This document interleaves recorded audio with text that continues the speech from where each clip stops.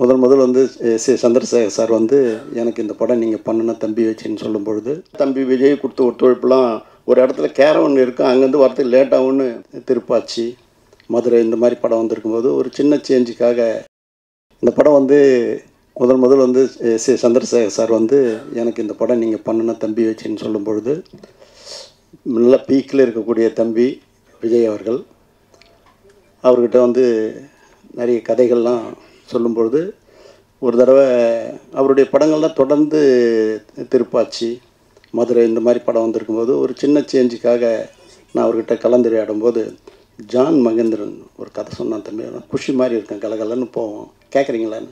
ஏன் சார் கேட்குறீங்க, அனுப்புங்க சார் அப்படின்னுச்சு. சரின்னு ஜான் அனுப்பிச்சி வச்சேன். 1 ஹவர்லேயே அவர் வந்து அங்கேருந்து எனக்கு ஃபோன் வருது, சார் கலகலகலன்னு போகுது சார், இதே பண்ணலாம் சார் அப்படின்ட்டாரு. இப்படி ஒன்றும் தேவி சி பிரசாத் பேர் சொன்னதும் தம்பி விஜய் தான், சோபி சொன்னதும் விஜய் தான். இப்படி ஒரு ஆக்கிரமித்த ஒரு படம் அது.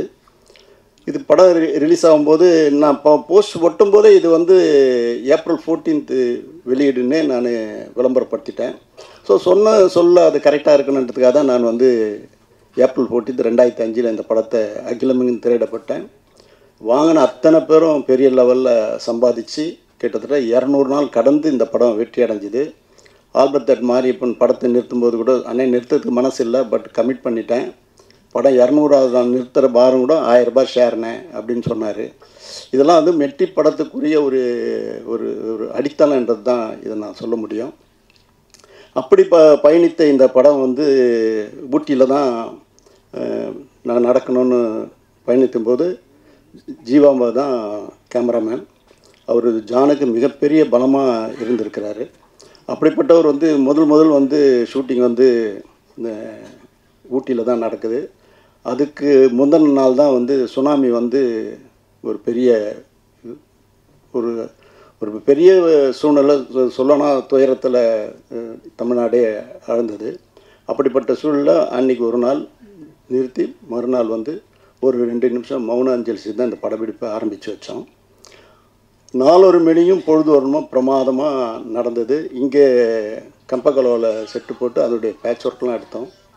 விஜயன் மாஸ்டர் வந்து 2 ஃபைட் அந்த படத்தில் பண்ணியிருப்பார். அந்த 2 ஃபைட்டும் வந்து இதுவரைலாம் அதுவும் ஒரு ஒரு ஒரு உணர்வையும் ஒரு வெறியும் தூண்டாது, ஒரு அழகான ஒரு கவிதையாக தான் அந்த 2 சண்டை காட்சிகளும் இருக்கும். தேவி பற்றி சொல்லணுன்னா 24 மணி நேரம் உழைப்புன்னு உழைக்கிறவர். அப்படிப்பட்டவர் வந்து இந்த படத்துக்கு வந்து இசையமைத்தது வந்து தொடர்ந்து எனக்கு நிறைய படங்களுக்கு இசையமைச்சிருக்கிறாரு. எனக்கு குடும்பத்தில் ஒரு பிள்ளையாக தான் அதை நான் பார்க்குறேன். சமீபத்தில் நான் கிட்டத்தட்ட ஒரு 15 வருஷத்துக்கு முன்னாடியே 10, 12, 15 வருஷத்துக்கு முன்னாடியே வந்து சோபியும் தேவிஸ்ரீ பிரசாத்தையும் 2 பேர் நீங்கள் நடிக்கணுப்பா, நீ வந்து பாடகனாகவும் அவன் நடன கலைஞராகவும் நடிக்கணும்னு ஆர்வமாக தூண்டி விட்டான். ஆனால் இன்னொருவரெலாம் அவங்க 2 பேரும் அதுக்கு வந்து இன்னும் ஒத்துழைப்பு கொடுக்காதே இருக்காங்க. இன்றைக்கி கூட காலையில் பார்க்கும்போது தேவி போய் அச்சு வார்த்தா மாதிரி இப்போ கூட ஆசையாக இருக்குதியா அப்படின்னு ஒன்று வந்து நடிக்க வைக்கணும்னு நான் சொல்லியிருக்கிறேன். அப்படிப்பட்ட உணர்வால் அவர் வந்து ஒரு இசையில் வந்து தனக்கு முன்னோடிகளை வந்து தெய்வீகமாக மதிக்கிறவர். அது ஏஆர் ரஹ்மான் இருந்தாலும் சார், இளையராஜா படத்தையே வந்து அவர் வணங்கிட்டு தான் நம்ம உள்ளே போனோம். அப்படி ஒரு இடத்துல அந்த இடத்துல பூஜை பண்ணியிருக்கார். தொழில் பக்தி உள்ளவர், எந்த நேரமும் சதா தொழிலையே புதுமையை உண்டாக்கணுன்றவர். இன்றைக்கி வந்து இந்தியாவிலேயே அதிக ரேட்டுக்கு போகக்கூடிய ஆடியோ ரைட்ஸு அவருடைய படம் தான் அது முன்னிலை எடுக்குது. அப்படிப்பட்டவர் வந்து இந்த படம் இவ்வளோ பிரமாதமாக போகுது, இந்த படத்தை ரீரிலீஸ் பண்ணணும்னு முடிவு பண்ணும்போது இது வந்து எல்லா தேட்டர் ஓனரும் என்கிட்ட வந்து கம்பல் பண்ணுவாங்க. ஆனால் முக்கியமாக பார்த்தா ரோகிணி பன்னீர்செல்வம் வந்து ஏன்னா எல்லாம் கேட்குறாங்கண்ணே, பசங்களாம் வந்து நீங்கள் உடனே சச்சின் ரீரிலீஸ் பண்ணுங்கண்ணே எல்லாம் கேட்குறாங்கண்ணே.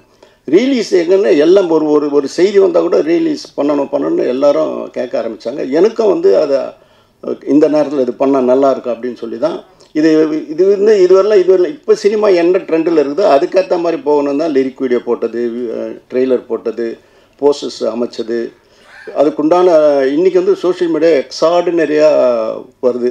அன்றைக்கி பண்ண விளம்பரம் செலவு விட இப்போ பண்ணுற விளம்பர செலவு கம்மியாக இருந்தால் கூட ஆனால் பூதாகரமாக எடுத்துன்னு போயிட்டாங்க அத்தனை இளைஞர்களும் இளைஞர்களும்.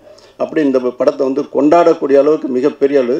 ரெண்டாவது நான் வந்து முதல் இந்த படத்தை ரிலீஸ் பண்ணிவிட்டு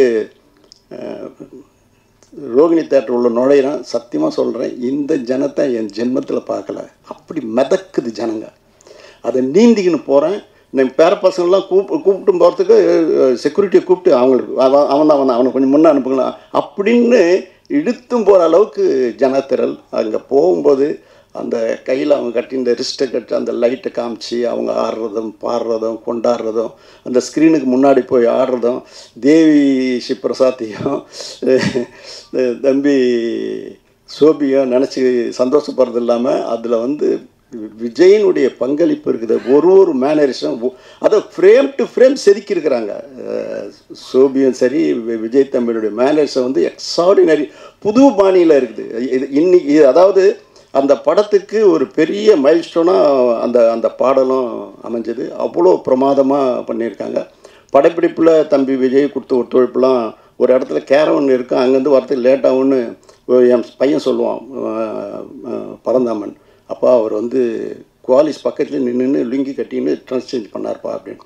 இப்படி தயாரிப்பாளர்களுக்கு எந்தவித சிரமமும் இல்லாமல் தயாரிப்பாளர்களை ஊக்குவித்து உயர்த்திய தலையாய நடிகரில் தம்பி விஜய் தலையானவர், சிறப்பானவர். அப்படிப்பட்ட அவருக்கு வந்து இந்த படத்தை வந்து இவ்வளோ பெரிய வெற்றி. அதே நேரத்தில் ரோகிணி தேட்டரு ரேவந்த் தம்பிக்கும் சரி, கமலா தேட்டரு சிம்மரன் செட்டியாருடைய பேரன் விஷ்ணுவுக்கும் சரி இந்த நேரத்தில் நான் நன்றி சொல்லணும். இது இவ்வளோ பெருசாக எடுத்தும் போகிற அளவுக்கு அவங்களுடைய பங்களிப்பும் அதிகமாக இருந்தது. அதுக்கப்புறம் தேட்டரில் வந்து எடுக்க முடியாத அளவுக்கு ஷோ இன்க்ரீஸ் ஆகிக்கினே போகுது. இன்றைக்கி பார்த்தா கூட செவ்வாய் புதன்கிழமை கூட ஃபுல்லாக இருக்குதுன்னு சொல்கிறாங்க. அந்த மாதிரி ஒரு வரவேற்பு வந்து மக்கள் மத்தியில் மிகப்பெரிய வரவேற்பு பெற்றிருக்குது. இது வந்து இந்த படம் வந்து ரிலீஸ் வந்து ஒரு கூட படம் வந்தால் கூட நம்ம தள்ளி பண்ணணுன்றதான் நான் முடிவு பண்ணி 8 நாள் தள்ளி 9வது நாள் தான் இந்த படத்தை நான் பண்ணேன். அதுக்கு சில காரணங்கள்லாம் சொல்கிறாங்க. அது எந்த காரணமும் கிடையாது. ஒரே நேரத்தில் 2 படம் வருது, 4 படம் வருது. இந்த படம் வரும்போது கூட சந்திரமுகி மும்பை எக்ஸ்பிரஸோடு தான் வந்தது. ஒரே நேரத்தில் இன்றைக்கி இருக்கிற சினிமா வந்து அந்த ஹாலிடேஸை மிஸ் பண்ணக்கூடாதுன்னு சொல்லுவாங்க. ஆனால் இது வந்து 8 நாள் கழித்து தான் வந்தது. ஆக யாரும் அதை பற்றி தப்பாக நினைக்காதீங்க. நம்ம அந்த மாதிரி இடத்துல இல்லை. இந்த சினிமாவை என்னை வளர்த்துருந்து இந்த சினிமா வளரணும்னு நான் எல்லாருக்கும் நல்லது செஞ்சுன்னு இருக்கிறேன். ஆகவே உங்கள்கிட்ட கண்மலங்க சொல்கிறேன், இந்த திரையுலகம் வாழ்வாங்க வாழணும், வையகம் தழைக்க வாழணும், வாழ்வெல்லாம் செழித்து வாழணும்னு என்னுடைய வேதமாகவே நான் எடுத்து நடத்தின்னு இருக்கிறேன். ஆகவே இந்த படத்தில் இந்த பிஸி ஸ்டுடியோவில் வந்து தேவி பிரசாத் வந்து இங்கே பங்கு கொண்டது வந்து உண்மையிலேயே எனக்கு சந்தோஷம். அவர் தேட்டர்லேயே போய் பார்க்க போகிறேன்றார். அவரும் சோபியும் ஜானும் போய் பாருங்கள். உங்களுடைய சந்தோஷத்தை, உங்களுடைய உழைப்பாக அந்த மக்கள் அந்த இளைஞர்கள் எப்படி கொண்டாடுறாங்கன்னு இந்த தேட்டர் உள்ள பார்க்கணுன்னு நினச்சா குடும்பத்து பெண்களெல்லாம் வந்து எப்படி கோலாகலமாக கொண்டாடுறாங்கன்னு பார்க்கும்போது என்னால் மெய்சில் இருக்குது. அது ஜானுடைய பங்களிப்பு வந்து துருன்னு இருப்பார் எப்போவுமே. நான் சமீபத்தில் கூட பேசுகிறேன், இதே மாதிரி ஒன்று கதை பண்ணுறான் அப்படின்னு சொல்லுவேன். அந்த மாதிரி ஒரு உழைப்பு கொடுத்தவர் மகேந்திர சார் வந்து இல்லைன்ற ஒரு ஃபீலிங் இன்றைக்கி ரொம்ப எனக்கு இந்த கொண்டாட்டத்தை அவர் பார்க்கலன்ற ஒரு வருத்தங்கள் எனக்கு வந்து நெஞ்சில் நிழலாடுது. அவர் இல்லாத இடத்த வந்து அவங்களுடைய மகேந்திரனுடைய துணையாக வந்து அந்த சந்தோஷத்தில் ஈடுபடுவாங்கன்னு நினைக்கிறேன். ஜானுடைய உழைப்புக்கு வந்து எல்லை இல்லாத பணி, மிக சிறப்பான முறையில் பணியாற்றினார். எந்த நேரம் காஸ்டியூம் கூட அவரே போய் தான் பண்ணுவார். அவர் சொல்லுவார், நிறைய இன்புட் அவுட்புட் எனக்கு கொடுத்துக்கிட்டே இருப்பார். அது என்னன்னு சொல்கிறாரு. அதுக்கெல்லாம் வந்து அந்தந்த தொழிலில் இருக்கிறவங்க தான் அது காரணம். என்னால் செய்கிறதே எடுத்து சொல்ல முடியும். ஆகவே மீண்டும் இந்த மேடையில் அமர்ந்திருக்கும் இந்த படத்தை இவ்வளோ பெரிய வெற்றியாக்கின பத்திரிகை நண்பர்கள், தொலைக்காட்சி தோழர்கள், உங்களுடைய பங்களிப்பு என்னென்னைக்குமே நான் உங்களுக்கு உற்ற சகோதரன், உற்ற தோழன், எல்லாரையும் நான் ஒன்றா தான் கருதுவேன். ஆக என்றைக்கும் நீங்கள் எங்கள் நெஞ்சத்தில் நிலைப்பிப்பேன். இந்த இண்டஸ்ட்ரி வளர்கிறதுக்கு நீங்கள் திரும்பவும் ஒரு உத்வேகத்தை கொடுத்து உயர்த்தணும்னு சொல்லி உங்கள்கிட்ட கேட்டு விடைபெறுகிறேன். நன்றி, வணக்கம்.